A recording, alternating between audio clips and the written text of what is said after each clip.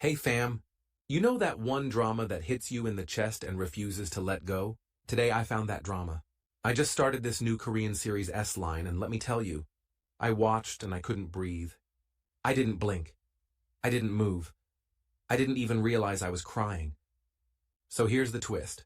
The female lead suddenly starts seeing glowing S-lines above people's heads, and each line reveals something terrifying. One shows a person's deepest secret. One exposes their social identity, and the last, their sexual connection, their most private truth. Only she can see them, and she didn't ask for this curse. This entire drama? It dives into those lines and the pain behind them with surgical emotional precision. From the time she was a child, she could see it, above her father's head. That glow, that line. She wanted to touch it. She wanted to understand it. But she couldn't. And when her mom stabbed her dad right in front of her, she realized this line was a curse. She tried to die, many times, but no matter what she did, she couldn't escape it.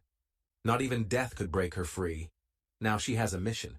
To find who created these S-lines. Why is she the only one who can see them? This isn't just a gift, it's a haunting.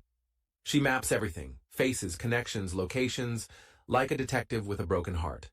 One day, a kind neighbor knocks. Leaves fruit. Our heroine doesn't open the door. She just watches. And later she walks outside, takes the fruit, and eats. That scene? No words. Just loneliness. It crushed me. Enter Jivuk, a detective with a scarred past and too many S-lines on his head. The heroine sees him and is instantly overwhelmed. He's been in so many relationships. He's a walking map of secrets. Meanwhile, a murder occurs. A woman dead. Only clue? A helmet-wearing delivery driver. And the heroine saw him, and his S-line was different. That night, she sees the helmet man enter Suman's apartment. She panics, calls 112, but then she sees them together. They're laughing, intimate. She ends the call. She feels ashamed. But the doubt, it stays. At school, another girl, Haeyang, finds a letter in Seonha's locker and laughs. What's in it? We don't know yet. But something is off. Meanwhile, our hero crosses paths with Sion Hashi's bruised, cold, desperate. She asks him for money. He gives it, no questions asked. Then he sees the bruises. Something is deeply wrong. That night, she watches through her peephole. The helmet man is back. And this time, he looks directly at her. Through the peephole. As if he knows. She freezes. The camera holds on her breath. It's pure horror. Dengshik investigates room 303. Red paint. Weird markings. The vibe? Not normal. Not human. Then we find out. Sion Ha was in a relationship with the teacher who lives there. A teacher in the same building as the heroine. Everything crashes. Jivuk rushes to the building. The heroine's phone dies. She grabs a knife. Heads into the stairwell. The killer is near. A blinding light hits her face. She faints. It cuts to black. The screen shakes. Her glasses hit the ground. In that blurred moment, she sees something. Her mother reaching out. But those hands, they're soaked in blood. The same hands that once murdered her father. She backs away, trembling. But this isn't just a memory. Someone else is here, Jang Min.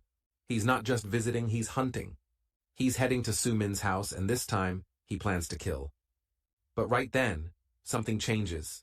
We realize Jang Min can see the red line too, the S line, and he's trying to erase everyone connected to it. The heroine arrives, confused, scared.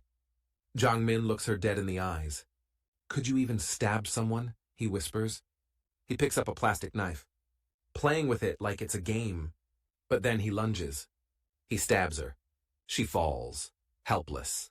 And in that moment, a door creaks open. The hero enters. He sees her on the floor, her glasses near her hand. He grabs them, then sees something horrifying from the window. Trouble in the building across. He reloads his weapon. The heroine crawls, blood trailing.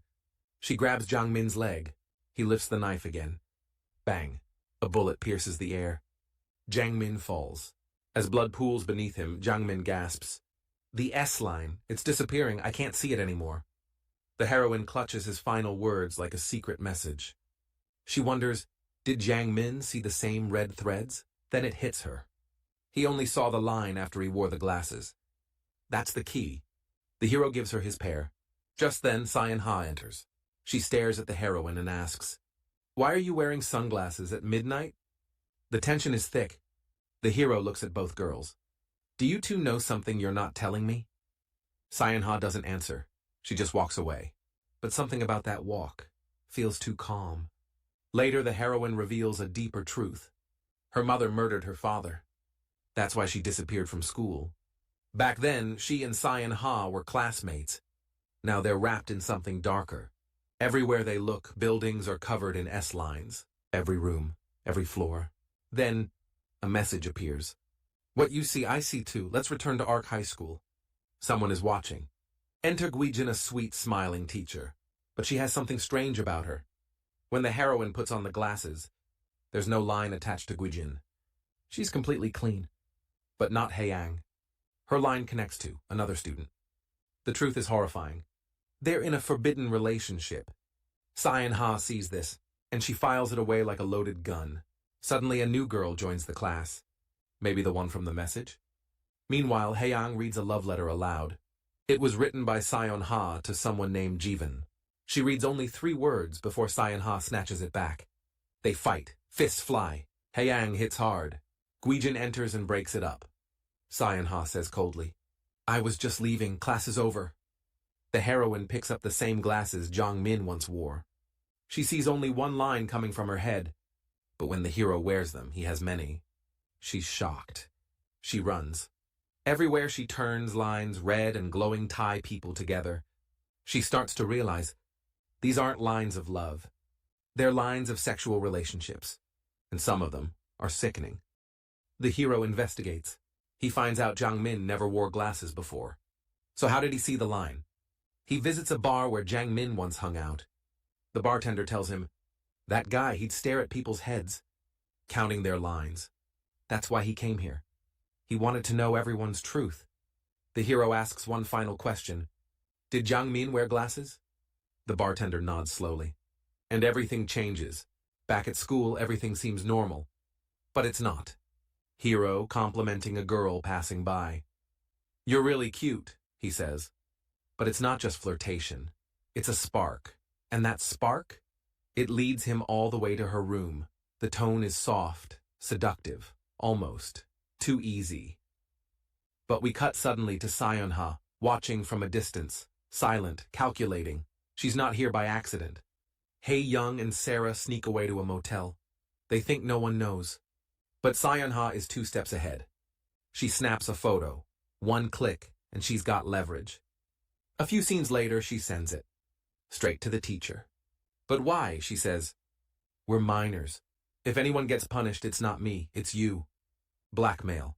Pure, deliberate. She demands 20 million won.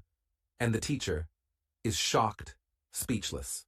But this is just her opening move. Cyan Ha confesses something quietly.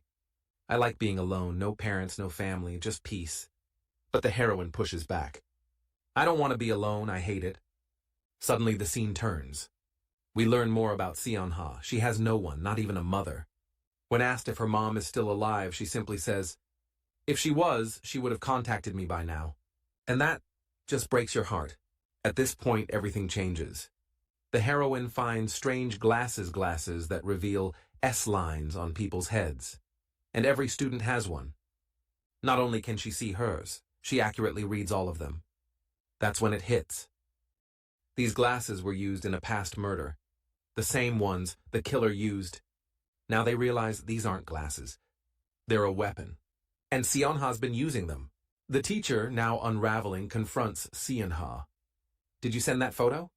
Why should I answer you? I'm the victim, she says coldly. But it doesn't stop there. She starts blackmailing everyone, every student who had an affair. She walks the halls like she owns them. Meanwhile, the teacher? He's broken.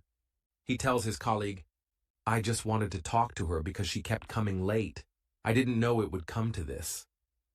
But you can see it, he did know. He just didn't expect to get caught. Later that night, Cyan Ha kisses a boy, deeply, emotionally. But is it love? Or is she just using him? Then another message. From the teacher.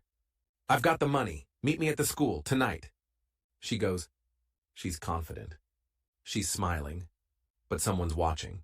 The heroine and a friend overhear everything from the bathroom. And they realize Seonha's not the only one with secrets. At midnight, everyone ends up at the school. Finally, Seonha arrives. The teacher is waiting. He pleads, "I'm sorry, I have a wife, a child. I won't do this again." But Seonha just stares. She says, "You know exactly what you did. Don't act like the victim." And that's when the real twist drops. The teacher receives a message. It's the same photo, but not from Seonha. From his wife. He explodes. "You already sent it? Then why did you bring me here?" Seonha is confused. "I didn't send it to anyone." And that's when everything falls apart. Suddenly, Seonha falls. From above. Is she pushed? Did she jump? The screen cuts to silence. She's shown lying still, her S-line completely erased. She's dead. Now the real questions begin. Who really sent that photo? Who's behind all of this? What will the hero do next? And is Seonha really gone? This drama just turned into a psychological war. If this episode shook you even a little, drop a comment. Do you think Seonha was pushed? Or did she jump? And should we continue with the next episode? Subscribe now, because this series is getting darker. And trust me, you're not ready.